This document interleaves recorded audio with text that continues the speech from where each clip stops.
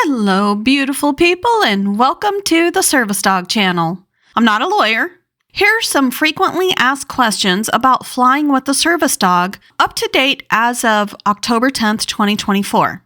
I'll go through them as fast as I can. Are psychiatric service animals treated the same as all other service animals? Yes. Are airlines allowed to limit service animals to only dogs? Yes. Can an airline require passengers with a disability accompanied by service animals to sit in the bulkhead row? No. Are airlines required to recognize emotional support animals as service animals? No. They are treated as pets and charged a fee. Must airlines make seating accommodations for passengers with service animals? Yes. Airlines must provide, as the passenger request, either a bulkhead seat or a seat other than a bulkhead. Make sure to request it from the airline in advance. Do service dogs in airports and on airplanes have to be harnessed, leashed, or tethered?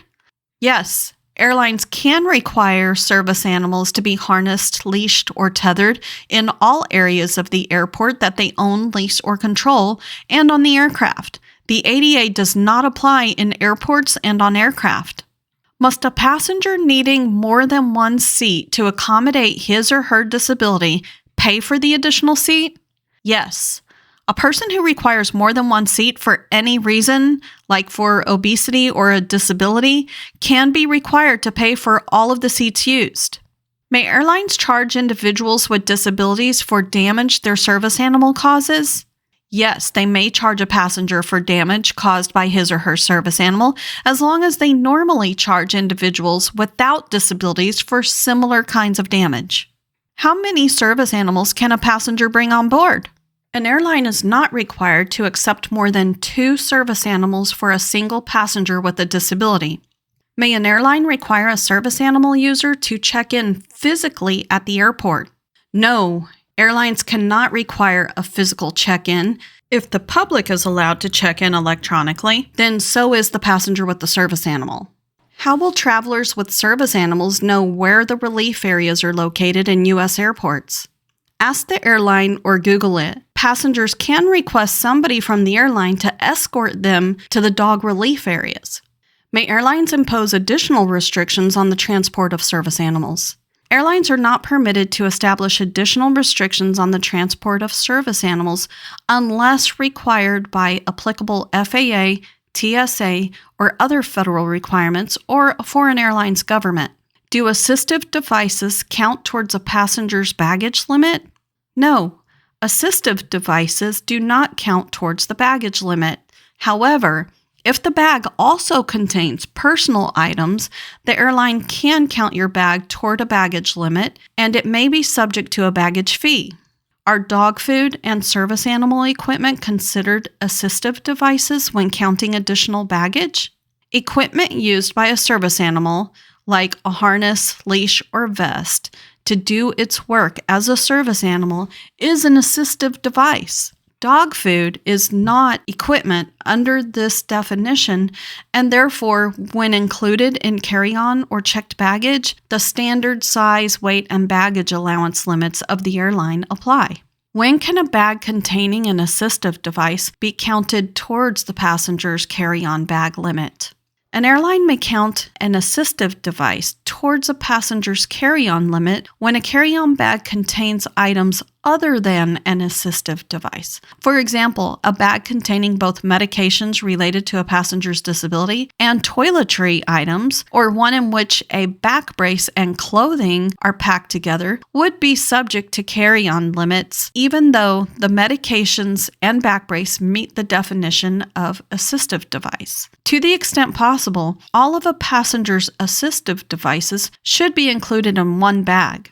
When making a determination as to whether an item qualifies as an assistive device, the airline may ask the passenger how the item assists the person in performing a function of daily life. May an airline require documentation from passengers with disabilities seeking to travel with the service animal? Passengers traveling with service animals may be required to complete a current United States Department of Transportation Service Animal Air Transportation form. The form must be current, and that means that it was completed on or after the date the passenger purchased his or her airline ticket. On a flight 8 hours or more, airlines can require the passenger with the service animal to confirm that the animal will not need to relieve itself on the flight, or that the animal can relieve itself in a way that does not create a health and sanitation issue on the flight. This is done by providing a current Department of Transportation Service Animal Relief Attestation form. Airlines can't require documentation beyond the completion of the 2 previously mentioned forms unless it's required by a federal agency, a U.S. territory, or a foreign jurisdiction. Note, I'm planning to do a video on something called known service dog travel passes that are good for some airlines for a full year or when the dog's rabies vaccination expires, whichever happens first. How often can an airline require passengers to submit the Department of Transportation forms?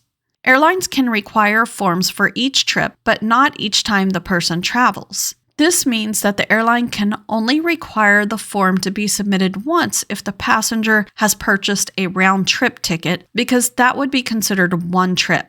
Must passengers submit the form to the airline in advance? An airline can require a passenger with a disability who is traveling with a service animal to submit the form up to 48 hours in advance of the passenger's flight if the passenger's reservation was booked more than 48 hours before the passenger's departure. However, if the passenger fails to submit the form in advance, the airline cannot refuse to transport the service animal without trying to make reasonable efforts to accommodate the passenger. Can an airline require passengers with service dogs to submit their forms in advance if they purchase last-minute travel?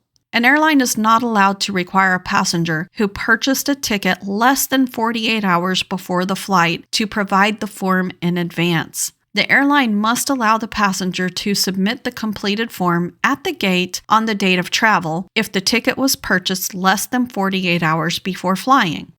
On a flight segment scheduled to take 8 hours or more, what documentation can an airline mandate?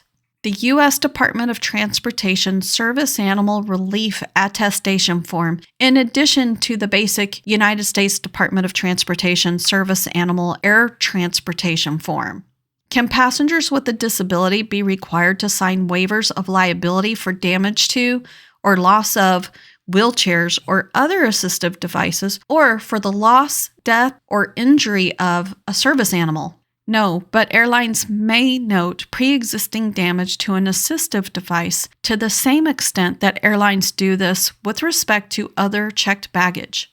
What should an airline do if a passenger's service animal does not fit in the space immediately in front of the passenger and there is no other seat in the cabin with sufficient space to safely accommodate the animal? There are several options to consider. The airline should speak with other passengers to find a passenger in an adjacent seat who is willing to share foot space with the animal, or a passenger in a seat adjacent to a location where the service animal can be accommodated. For example, in the space behind the last row of seats, or adjacent to an empty seat, or a passenger who is willing to exchange seats with the animal's partner. There are probably no circumstances in which the purchase of a second seat would be necessary to accommodate the service animal. If a class of service on a flight is totally filled, there would not be any seat available for purchase. If the class of service had even one middle seat unoccupied, the passenger with the service animal could be seated next to the vacant seat. It's likely that even a large animal, like a Great Dane, could use some of the floor space of the vacant seat, making any further purchase by the passenger unnecessary. Only if there is no alternative available to enable the passenger to travel with the service animal in the cabin on that flight should the airline offer options such as transportation on a later flight with more room. When transportation on a later flight is offered, airlines are strongly encouraged, but not required, to allow the passenger who wishes to rebook on a different flight to the same destination on the same airline to do so at the same fare. If an airline decides that a service animal cannot accompany a passenger with a disability in the cabin due to a behavior problem on the part of the animal that may result in a direct threat to the health or safety of others or a fundamental alteration in the service, what should airlines do? The airline should first permit the passenger to try all available means of mitigating the problem before deciding to exclude the service animal from the cabin. If those means are not successful, the airline may follow its company policy on pets because the animal has shown that it has not been successfully trained to function as a service animal in public settings. When the airline decides not to accept an animal for travel as a service animal, the airline must provide the passenger a written explanation of its decision within 10 calendar days of the incident. How can a passenger accompanied by a service animal find out whether the country he or she is traveling to has health regulations that airlines as well as the passenger with the service animal must comply with in order to ensure the legal entry of the service animal into that country?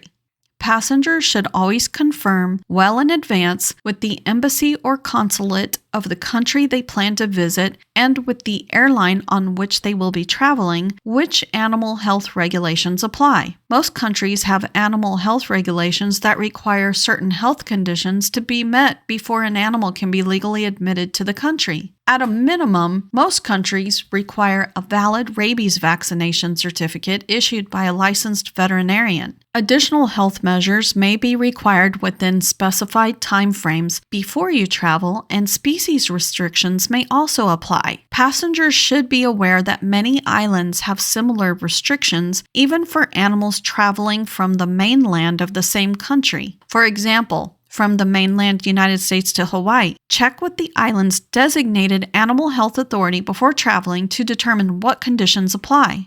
How do airlines determine if an animal is a service animal? Airlines may rely on one or more factors to determine if an animal is a service animal. One method is by asking 2 questions to determine whether the animal qualifies as a service animal. 1, is the animal required to accompany the passenger because of a disability? And 2, what work or task the animal has been trained to perform.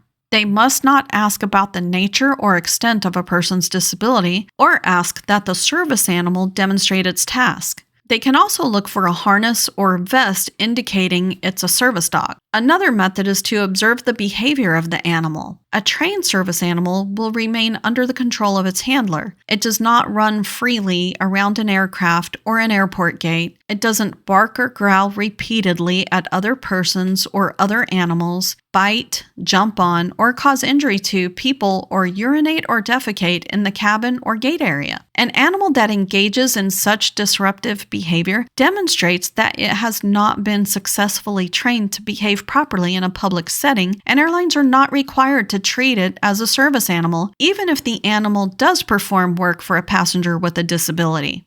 May airlines restrict the location and placement of service animals on the aircraft? Airlines must permit a service animal to accompany a passenger with a disability on the passenger's lap or in the passenger's foot space, unless this location and placement would 1. Be inconsistent with safety requirements set by the FAA and the foreign airline's government, or 2. Encroach into another passenger's space.